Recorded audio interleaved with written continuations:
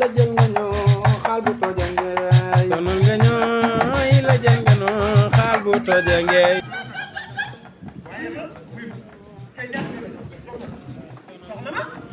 Demba jox na ma Baye Diop jox na ma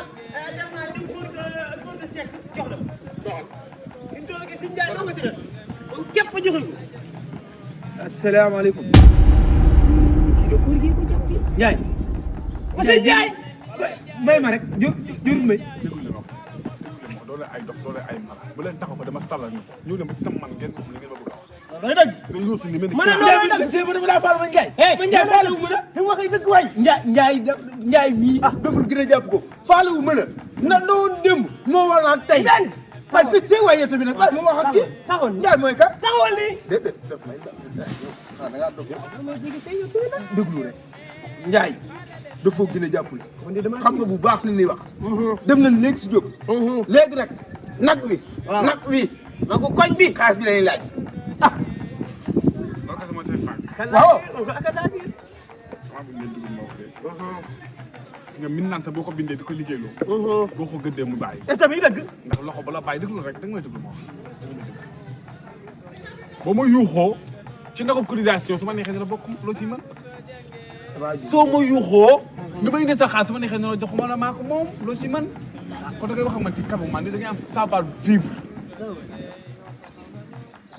maa ay vivre yooyu muy bëgg man ma koy amoo leen savoir vivre ngeen amul maanaam seen façon amoo leen yaroo leen amoo leen amul paternel amoo leen amul maternel vous êtes des nélards vous êtes des folles vous êtes des fous vous êtes des kinaara vous êtes des kaña. ne ko vous êtes joxe na ba pare. non vous êtes joxe na ba pare. non da ngay dégg wuy ma ñun ñuy ginaar nag la ñuy jël nag la ñuy wax dinañu kanaara de. intéressé wu ma yaa ngi dégg sa fuu moom ngay dem ànd ak fuu moom ngeen dem wut ay ginaar ñun fii nag la léegi nag da xam nga fuu nag ba mu ñëw fuu na ñëw da ngeen a ñëw si njëkk karaak waaw fuu du ñëw fol du ñëw dof du ñëw da ngeen ñëw pour ma wax si cotisation nag bi nagu koñ bi waaw man damay jënd ay ginaar lan naar su ma ki noppee lan naar damay jënd ay ginaar bokkuma ci nagu cotisation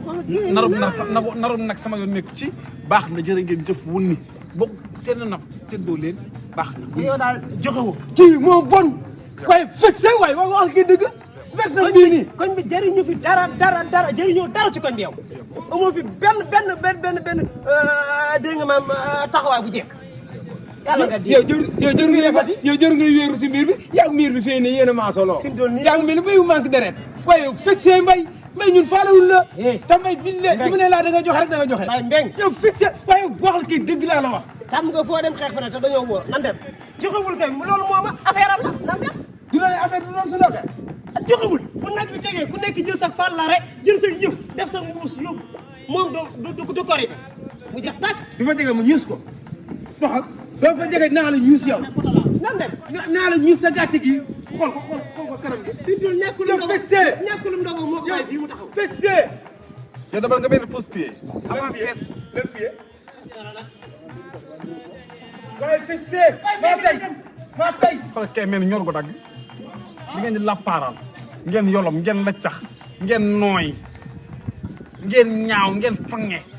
ngeen mel ne ay kaña seen tilimaay li ngeen di didim baa du wee la jël nga ñoo xaal bu tojenge yaa ngi sonal yaa ñu la jël xaal bu tojenge